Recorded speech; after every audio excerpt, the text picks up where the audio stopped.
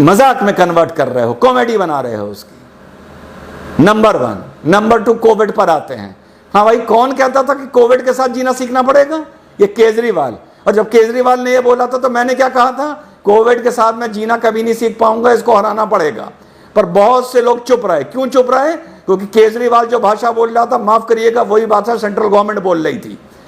क्या ये कौन सा तरीका था कोविड के साथ जिलाओ? अब जियो दिल्ली में कोविड के साथ, जियो, दिमाग ठिकाने आ गए। कल का बयान देख लिया, 5 लाख हो जाएंगे, 3 लाख हो जाएंगे, 1.5 लाख बेड चाहिए, 1 लाख बेड चाहिए, 6,000 बेड में छींके आ गई।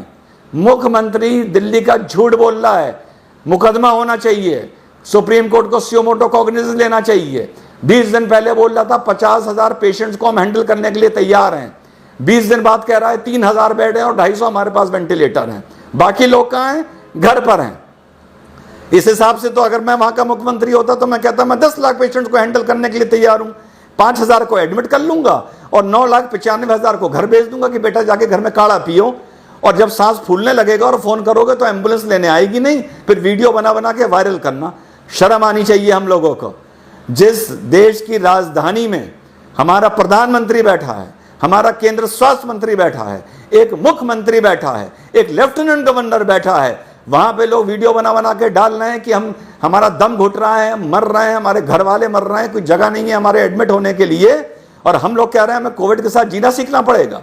अब लोग कहेंगे फेडरल स्ट्रक्चर, वो राज्य है, वो केंद्र का जिम्मा नहीं है, वो इसका जिम्मा नहीं है। अरे किसी का जिम्मा हो, जिसके घर में कोविड आया होता है ना, और उसका बाप या उसका बच्चा या उसके बीवी मर रही होती है, और वो जब अस्पताल में फोन करता है तो उसको ये नहीं पता होता ये सेंट्रल गवर्नमेंट का अस्पताल है या स्टेट गवर्नमेंट का अस्पताल है, केजरीवाल के अंडर आता है या लेफ्टिनेंट गवर्नर के अंडर आता है। हम लोगों को शर्म आनी चाहिए। कोविड-19 की पूरी लड़ाई पॉलिटिकल एफिलिएशन को दिमाग में रख के लड़ी जा रही है।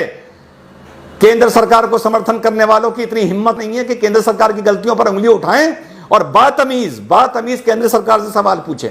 केजरीवाल को समर्थन करने वालों की इतनी हिम्मत और औकात नहीं है कि सवाल उठाएं और बातमीज ट्विटर पर या फेसबुक पर या सोशल मीडिया पर इन लोगों से सवाल पूछें कि तुम लोगों ने तमाशा कर क्यों रखा है। तुम लोगों ने देश को कोविड-19 की लड़ाई को लेके लावारिस बना दिया है। मानो या ना मानो, किसकी कितनी गलती है ये आपस में तय करते रहना, ठीक है? तो वो बात तो दिमाग से अब निकाल दो कि कोविड के साथ जीना सीखना पड़ेगा। जिस शहर, जिस गांव, जिस स्टेट में कोविड ने पैर पसार लिए, पैर फैला दिए, उस जगह कोविड के साथ जीना नहीं सीख पाओगे। कोविड से जब तक जीना अकड़ते रहो जब तक कोविड तुम्हारे और हमारे घर नहीं आया है। जिस दिन घर आ गया ना, दिमाग ठिकाने कर देगा। अब आगे की बात खत्म करता हूं लास्ट एडवाइस देते हुए, and I hope this is my last video. इतने बेड चाहिए, इतने पेशेंट चाहिए, इतने डॉक्टर्स कहां से लाओगे? जो डॉक्टर्स हैं बेचारे पहले ही थके हुए हैं। प्राइवेट नर्सिंग होम दुकान खोल के बेशरम बैठे हैं, ठीक? इतने डॉक्टर्स कहां से लाओगे? सजेशन दे रहा हूं गवर्नमेंट को, और कहां से उठा के लाया हूं सजेशन को ये आखिर में बताऊंगा। 4th ईयर के जो बच्चे MBBS में हैं उनको उठा लीजिए अभी से। कोविड की लड़ाई कम से कम 1 साल चलेगी।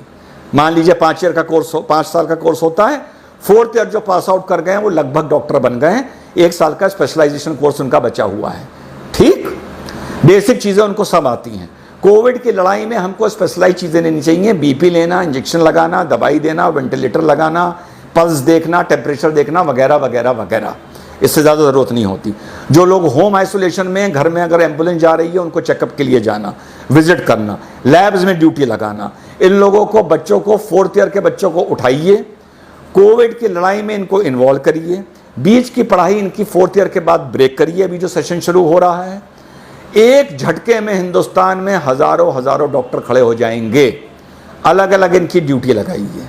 साल भर के बाद, आफ्टर 1 ईयर मीन्स जून 2021 में ये अपने कोर्सेज को कंप्लीट करने के लिए उससे फिर से ज्वाइन करेंगे। और जो ये 2021 में पास आउट होते हैं, अब ये 2022 में पास आउट होंगे। इस दौरान आप इनको जो भी नाम देना चाहें वो दीजिए, जो अच्छा रिस्पेक्टेबल स्टाइपेंड देना चाहें वो दीजिए। जब ये 2021 में अपने जूनियर बैच को ज्वाइन करेंगे और 2022 में पास आउट होके निकलेंगे, 2021 में पास आउट होना चाहिए था अगर 2020 से लास्ट ईयर शुरू होता, समझिएगा मेरी बात।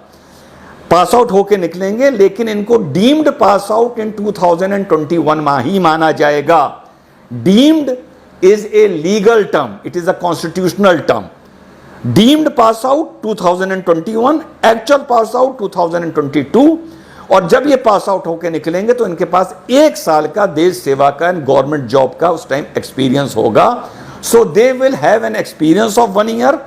जो मेडिकल रेगुलेशन बोलता है कि आपको 1 साल गवर्नमेंट के लिए काम करना पड़ेगा, plus they will have a degree and plus and later of certificate of appreciation and a medal of appreciation, जो पूरी जिंदगी इन लोगों के काम आएगा.